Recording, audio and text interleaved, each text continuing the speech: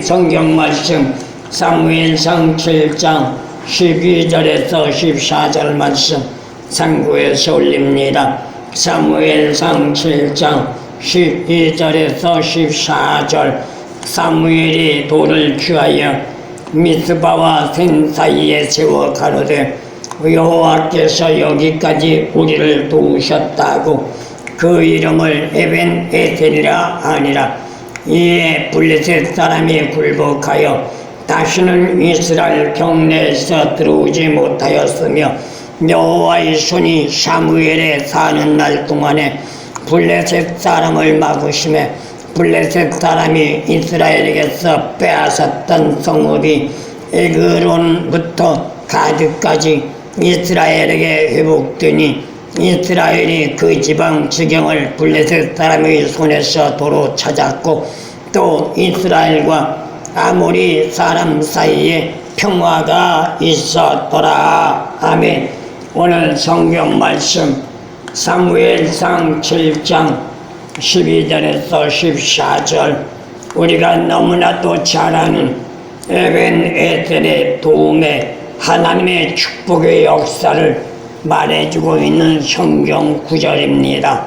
그래서 오늘 성경 말씀의 주제를 도우심에 복된 삶이란 주제를 잡아봤습니다. 12절 끝절 말씀을 본 바와 같이 에벤에셀의 축복으로 이 말씀은 여기까지 도우셨다라는 하나님의 역사에 복된 상황 여건을 말해주고 있습니다. 특히 이 말씀은 본 말씀의 배경만이 아니라 어느 시대를 막론하고 인생 삶의 여정을 돌아오면 하나에서부터 10까지 하나님의 도우심이었다는 사실을 우리는 부인할 수가 없습니다. 사실 인간 삶이라고 하는 것은 한 평생을 생각해 볼 때 기쁨과 즐거움보다는 힘들고 어려운 삶이 더 많다고 해도 과언은 아닐 것입니다. 그러나 그 많은 어려움과 고난 속에서도 오늘 본문 말씀에서 말하는 것처럼 하나님의 도우심이 있기에 우리의 인생의 삶은 매 순간순간마다 존속하면서 살아갈 수 있는 것이지요.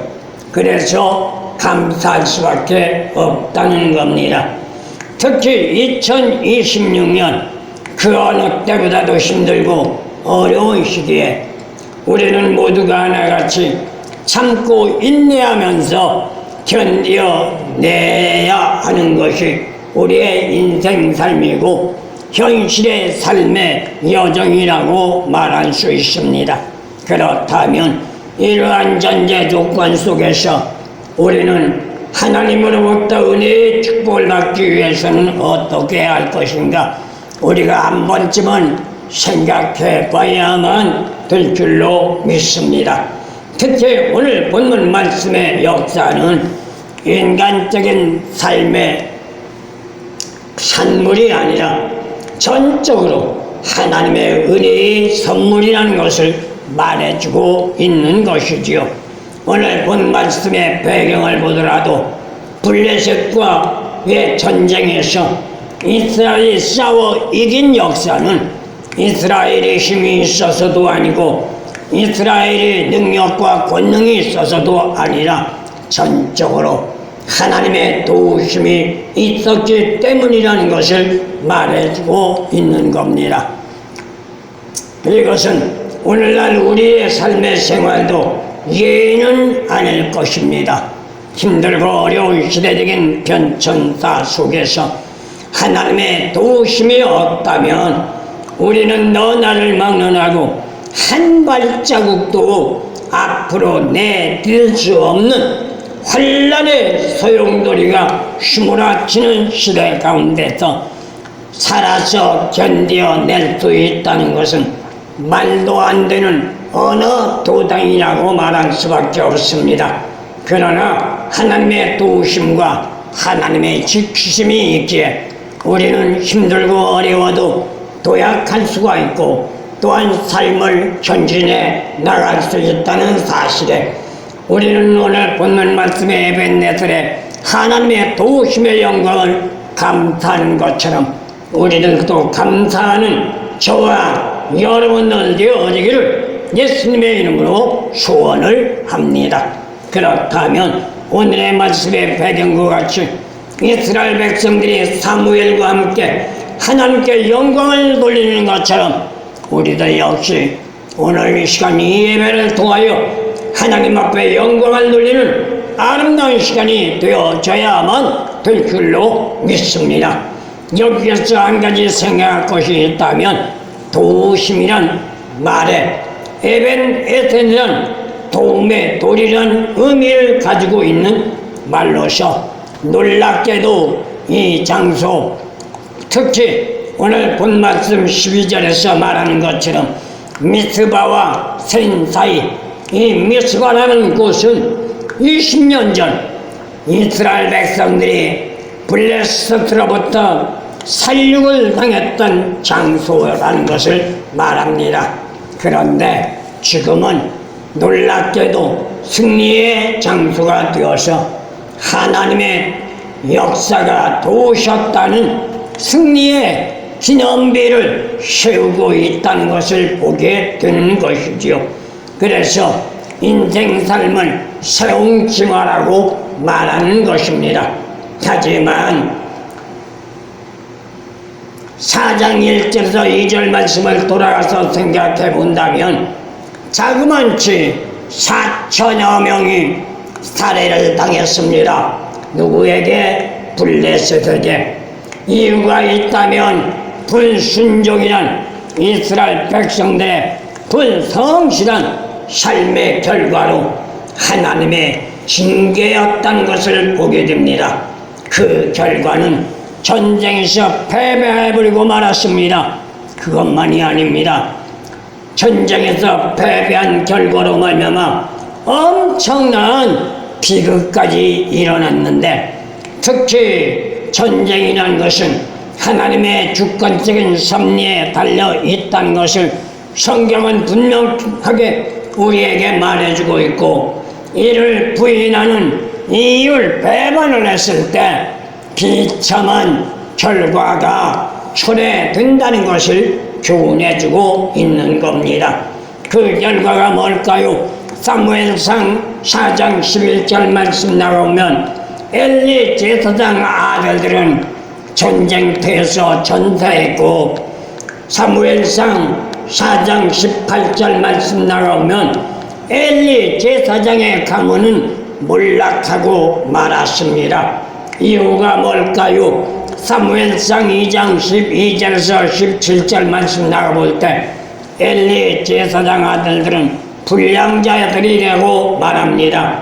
그런가 하면 13절 말씀을 나가면 그 결과로 말미암아 하나님으로부터 엘리 제사장은 책망받았습니다. 그런데 문제가 뭐예요? 3장 13절 말씀을 나가볼 때 하나님으로부터 책망을 받았지만 엘리 제사장은 회개할 줄 몰랐습니다.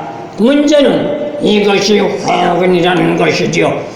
오늘날도 마찬가지입니다. 잘잘못을 자행해 놓고도 회개하지 않는다면 반드시 징계의 채찍이 임한다는 사실 우리는 잊지 말아야 되는 줄로 믿습니다. 그것만이 전쟁에서 패배한 결과는 비참한 것이라는 것을 가르쳐주는 것이죠.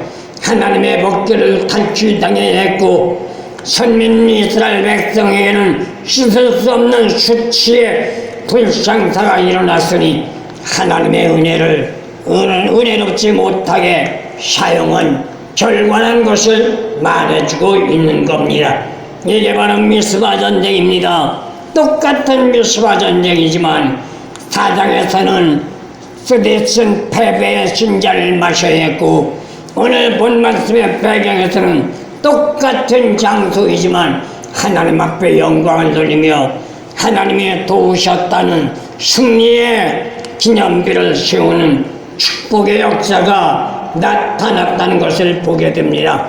똑같은 장소, 똑같은 하나님, 똑같은 상황 여건 속에서도 믿는 자 자신이 어떤 삶으로 살아가느냐에 따라서 승리가 주어지느냐, 패배가 주어지느냐, 결과가 달라진다는 것을 말해주고 있는 겁니다. 그렇다면 어떻게 할까요? 받은 것은 유지하고 관리할 줄 알아야 한다는 것이죠. 지금은 인간은 어느 시대를 막론하고 받는 데만 급급해하고 있습니다. 받는 것을 관리하며 유지하는 데는 등한히 하다 보니까 결국은 받은 것을 유지하지 못하고 쏟아버리는 불상사가 대두되는 것입니다. 그러면 어떤 문제가 대두되요? 받지 아니함만 못하다는 사실이지요. 왜일까요? 받은 것을 쏟아버리면 받기 이전보다도 더욱 힘들고 어려워지기 때문입니다. 이는 오늘날도 예의는 아닐 것입니다. 오늘 본 말씀의 역사의 배경처럼 엘리 제사장과 같이 하나님으로부터 책망을 받았지만 징계의 대상이 되었지만 회개할 줄 모르고 안일과 안욕의 포만감에 사로잡혀서 그냥 좋아라고 일관하다 보면 결국 하나님의 징계의 역사가 나타나는데, 이러한 사람들은 대다수가 믿음의 사람이 아니라 세속인들만도 못한 자들이라는 것을 말합니다. 그렇다면 믿는다는 말만 해서는 안 된다는 것이죠. 믿는다고 말한다면 믿는 자답게 진리 안의 삶이 되어 받기보다는 받는 것을 유지하고 관리하는데 주력할 줄 알아야 합니다. 그런데 문제는 인간적인 사고와 견해만 가지고 대다수의 사람들이 일괄적으로 하는 말을 보면 나는 할 수 없어, 나는 못해, 나는 아무것도 할 수 있는 실력이 안 돼, 이렇게들 푸시를 달고 있습니다. 맞습니다. 인간 자신의 사고와 인간 자신의 견해와 인간 자신의 상황 여건으로는 할 수가 없습니다. 그러나 분명한 것은 누군가가 나를 도와준다면 할 수 있다는 것 우리는 잊지 말아야 합니다. 그런데 여기에 문제가 있습니다. 누군가 나를 도와주는 자가 있어야 하는데 그 누군가 나를 도와주는 데는 그냥 내가 아무것도 안 하고 무작정 앉아서 기다린다고 해서 되어지는 것이 아니라 누군가가 나를 도와줄 수 있도록 내가 만들어 가야 하고 내가 살아가야 하는데 거기에는 준비와 실력과 훈련을 받아야 한다는 겁니다. 그것은 누가 해요? 아무도 해주지 않습니다. 하나님도 해주지 않습니다. 전적으로 내 자신이 해야 하고 내 자신이 또한 싸워 나가며 도약하려고 부단히 애쓰고 노력하고 수고할 때 하나님의 도우심의 손길이 주어진다는 사실 잊지 마시기를 소원합니다. 그런데도 무지몽매한 인간들을 본다면 수많은 속된 세상에서 자기의 자신의 힘들고 어려움을 해결하려고 하고 누군가의 도움의 손길을 속된 세상에서 찾으려고 하다 보니까 수단과 방법을 동원하고 있단 말입니다. 이는 궁극적으로 백해무익할 뿐만 아니라 인간적인 수단과 방법은 찾으면 찾을수록 몰락할 수밖에 없다는 것 우리는 알아야 될 줄로 믿습니다. 그 일례가 11절 말씀을 나가볼 때 사울 왕이었고 엘리 제사장이었습니다. 왜일까요? 이들은 제사장이었고 왕이었지만 신앙적인 삶이 아닌 불성실한 삶으로 불순종을 자행하다가 결국 패망해버리고 말았던 겁니다. 사무엘상 3장 10절에서 13절 말씀 하나님 앞에 책망을 드려야 했던 것을 보게 됩니다. 그런가 하면 사무엘상 15장 13절에서 35절 말씀 보면 놀라운 역사가 나타나는데 하나님은 사울 왕을 선택한 것을 후회하셨다고 말하고 있습니다. 우리들 역시 이러한 전제 조건의 상황 여건을 생각해 볼 때 우리 자신들 역시 하나님은 우리를 불러주시고 우리를 세워주시고 우리를 선택하신 거 이 시간에 후회하고 계시지 않는가 우리는 한 번쯤 생각해야 할 것이고 때때로 누군가를 통하여 우리의 잘잘못들을 지적받았다면 나의 자존심과 나의 수치심 때문에 그것을 감추고 그것을 묻어두려 가지 말고 솔직담백하게 하나님 앞에 무릎 꿇고 회개하며 돌아설 수 있는 저와 여러분들이 되어지신다면 하나님은 복의 문을 열어주실 줄로 믿습니다. 그런가 하면 급기야는 하나님의 영이 사울왕을 떠났습니다. 엘리 제사장은 급기야는 죽음을 맛봐야 했습니다. 사무엘상 18장 12절 믿는 자가 진리를 벗어나면 불성실한 삶으로 일관하게 되면서 하나님 이치를 생각하기보다 육신적인 안일과 안욕에만 매료되어 받는 것조차도 유지하고 관리하려고 하는 것이 아니라 그냥 받아서 누리려고만 하고 있단 말입니다. 그 결과가 결국은 어떤 문제가 대두되어 문제가 발생한다는 것 우리는 잊어서는 안 될 줄로 믿습니다. 그렇다면 마지막 말씀 드릴 것이 있다면 받은 것을 유지하기 위하여 우리는 과연 어떻게 해야 할 것인가? 사실상 받은 것을 유지한다는 것 말처럼 쉬운 일은 아닙니다. 받은 은혜나 받은 복된 역사는 시간과 세월이 가면 갈수록 소멸되기 때문에 받은 것보다는 받은 것을 유지하고 관리하기가 더욱 힘들다는 것도 잊지 말아야 될 것입니다. 다만 받았다는 포만감에 도취되어 유지하고 관리하는 데 등한히 한다면 어떻게 될까요? 받았다는 포만감과 받았다는 자만심 때문에 유지하고 관리하는 것을 등한히 하니 결국 쏟아 버리고 만다는 사실이지요. 이렇게 되면 어떻게 될까요? 우리에게 다가오는 전제 조건이 있는데 그게 바로 하나님의 영광 성령님이 아니라 광명의 천사의 탈을 쓴 사단 마귀가 다가오고 있단 말입니다. 그리고 삶의 생활을 뒤흔들어가며 우리에게 속삭이고 우리를 꼬드기고 있단 말입니다. 이렇게 되면 예전의 신앙적인 삶으로 살았다 할지라도 삶의 생활은 돌변해서 어떤 문제가 될까요? 사울과 같이 되어 하지 말아야 할 불의의 삶으로 나가면서 하나님 앞에 불영광을 돌리는 불상사가 일어날 수밖에 없다는 것이죠. 그래서 예수님은 우리에게 촉구합니다. 깨어서 기도하라고. 믿는 자가 깨어있다는 것은 죽은 삶이 아니라 생자의 삶으로 거듭난 것을 말합니다. 그렇기 때문에 이건 역시 쉽지는 않습니다.